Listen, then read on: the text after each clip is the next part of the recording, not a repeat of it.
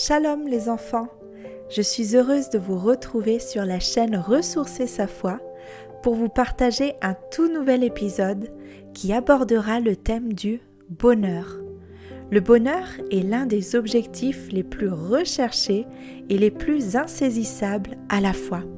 En effet, tout le monde souhaite être heureux, mais pas tout le monde ne sait comment y arriver. C'est pourquoi, dans cette leçon, nous allons apprendre qu'est-ce que le vrai bonheur, selon Dieu, et comment nous pouvons le trouver et le garder. Comme souvent, j'aime commencer la leçon par une histoire, alors tendez bien vos oreilles et soyez attentifs à ce qui suit. C'est l'histoire d'un homme pauvre qui gagnait difficilement de quoi se nourrir, lui et sa famille.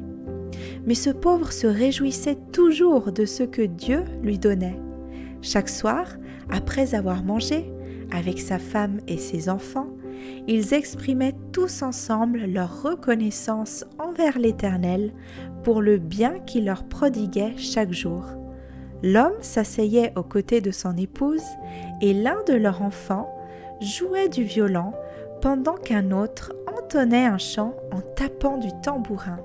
Et ainsi ils chantaient et dansaient durant 1 heure ou 2, puis ils allaient dormir. C'est ainsi qu'ils agissaient chaque soir. Un soir, le roi passa à proximité de leur maison et entendit leur chant. Le roi ne voulut pas les interrompre. Les 2 soirs suivants, le roi passa de nouveau à côté de leur maison et écouta leur chant. Le lendemain, le roi ordonna que l'on convoque ce pauvre au palais royal. Lorsque le pauvre se présenta devant le roi, celui-ci lui demanda « Tu es donc l'homme qui chante chaque soir. Combien d'argent possèdes-tu » Le pauvre répondit « Majesté, je suis un homme pauvre, je ne possède aucun argent. Ce que je gagne chaque jour, je le dépense dans la subsistance de ma famille, et je me réjouis de ce que me donne Dieu, même si c'est très peu. C'est pour cela que nous dansons et nous chantons chaque soir, moi, mon épouse et mes enfants. » Les propos du pauvre plurent au roi qui se dit « Si de tels gens si pauvres se réjouissent et remercient Dieu, à plus forte raison, s'ils s'enrichissent, ils se réjouiront encore plus. » À cet instant, le roi ordonna que l'on remplisse le vêtement de ce pauvre de pièces d'or. Les ordres du roi furent exécutés. Le pauvre prit les pièces et rentra chez lui. Il plaça les pièces d'or dans une boîte, mais constata que la boîte n'était pas complètement remplie et qu'il y avait encore de la place.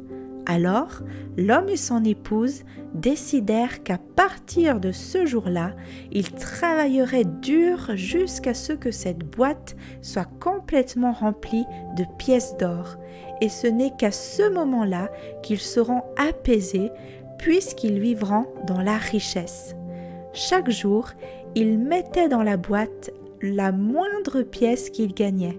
Et pourtant, la boîte n'était pas encore complètement remplie. L'homme et son épouse se trouvaient maintenant dans le souci et la peine. Ils arrêtèrent leur chant et leur réjouissance quotidienne. Quelque temps plus tard, le roi passa de nouveau à proximité de leur maison et les trouva tous endormis dans l'obscurité. Il en fut ainsi le soir suivant et le surlendemain. Le roi constata qu'ils étaient dans la tristesse.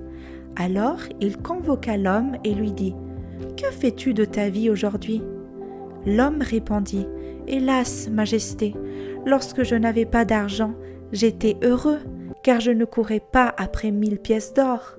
À présent, le souci et la détresse se sont emparés de moi, de mon cœur, et je cours chaque jour en me souciant du moment où cette boîte sera enfin pleine, et elle ne se remplit toujours pas. » C'est alors que le roi lui reprit la boîte avec tout l'argent qu'elle contenait, et le pauvre retourna à son contentement et retrouva sa joie et son allégresse.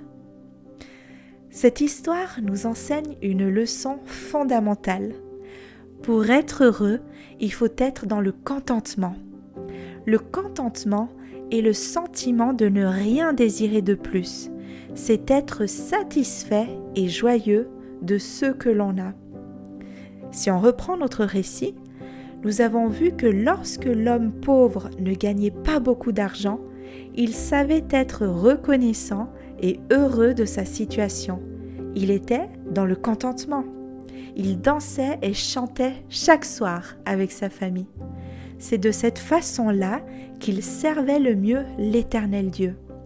Mais une fois devenu plus riche, l'homme en question n'avait qu'un désir en tête, remplir encore plus sa boîte de pièces d'or. Il oublia d'être dans le contentement, c'est-à-dire d'être satisfait, heureux de ce qu'il possédait déjà.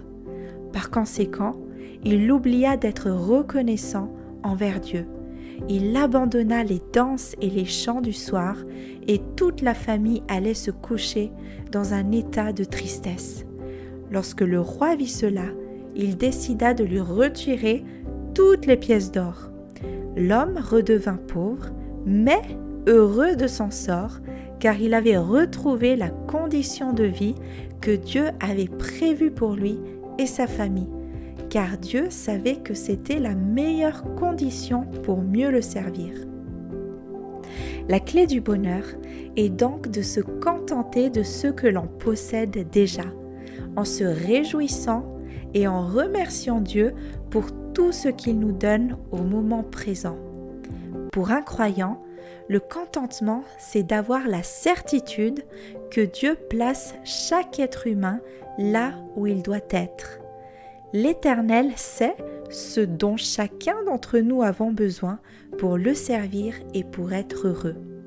Alors, si je vous posais la question, quel est l'homme riche ? Que me répondriez-vous ? Est-ce celui qui possède une maison somptueuse et de belles voitures de luxe ? Ou alors celui qui peut partir en vacances dans les plus beaux et riches palaces du monde ? Ou bien encore celui qui a un grand compte en banque ? La réponse que vous devriez me donner est la suivante. Le vrai riche est celui qui est heureux de son sort, ça veut dire de ce qu'il possède. Heureux, cela ne veut pas dire « tant pis si je n'ai pas plus ». Cela veut dire « tant mieux » parce que Dieu me donne exactement ce qu'il me faut. En ayant ce principe à l'esprit à tout moment, il nous sera plus simple de comprendre que ce que possède mon prochain, c'est ce qui lui correspond le mieux. Autrement dit, ce qui lui est nécessaire dans sa vie, mais pas forcément dans la mienne. Prenons comme exemple les lunettes de notre voisin. Elles ne peuvent pas nous intéresser, car notre vue n'est pas la sienne. Nous ne verrions rien avec ces lunettes. Elles ne nous serviraient donc à rien, et il ne nous viendrait même pas à l'esprit de les vouloir. Un jour, le Ibn Ezra, qui était un rabbin espagnol, a dit « Si c'était pour toi, tu l'aurais reçu. Si tu ne l'as pas eu, c'est que ce n'était pas pour toi. » C'est une belle phrase. Parfois, vouloir recevoir plus de ce que l'on possède déjà peut nous faire du mal et nous faire perdre de vue notre véritable objectif. Alors, quel est l'homme riche ? C'est celui qui est heureux de sa part, de ce qu'il possède, quelles que soient les circonstances de sa vie. Savoir que ce que nous possédons vient de Dieu et nous est donné pour accomplir le but pour lequel nous avons été créés, nous rend heureux. Nous sommes vraiment riches parce que nous n'avons pas seulement beaucoup, nous avons absolument tout ce dont nous avons besoin à ce moment précis. Et c'est ce que l'apôtre Paul nous enseigne en disant « Contentez-vous de ce que vous avez, car Dieu lui-même a dit « Je ne te délaisserai point et je ne t'abandonnerai point ». C'est vraiment rassurant de savoir que Dieu est là, dans les bons comme les mauvais moments de notre vie, et qu'il ne nous abandonnera jamais. L'apôtre Paul nous dit encore « J'ai appris à être content de l'état où je me trouve. Je sais vivre dans l'humiliation et je sais vivre dans l'abondance. En tout et partout, j'ai appris à être rassasié et à avoir faim et à être dans l'abondance et à être dans la disette. Je puis tout par celui qui me fortifie. Que nous puissions tous prendre exemple sur ces conseils et être heureux et toujours reconnaissants dans les bons comme les mauvais moments de la vie. Tu en sais désormais un peu plus sur le bonheur. Pour t'aider à le garder précieusement dans ton cœur et apprendre à vivre dans le contentement et la gratitude, je te propose un petit exercice à faire en famille. Tout le monde pourra y participer. J'ai nommé cette activité la boîte à remerciements.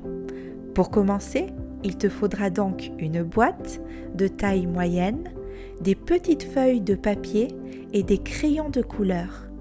Chaque jour pendant un mois, et si cette activité te plaît, tu pourras bien sûr la poursuivre durant le temps que tu voudras, il faudra écrire sur un bout de papier ou alors dessiner pour les plus petits qui ne savent pas encore écrire les choses pour lesquelles tu es extrêmement reconnaissant envers ce que Dieu t'a accordé.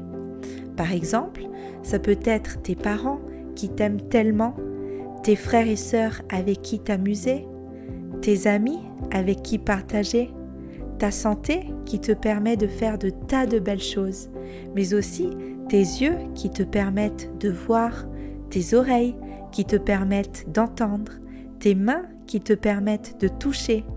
Cela peut être aussi ton chat, ton chien, tes vêtements, tes jeux préférés, etc.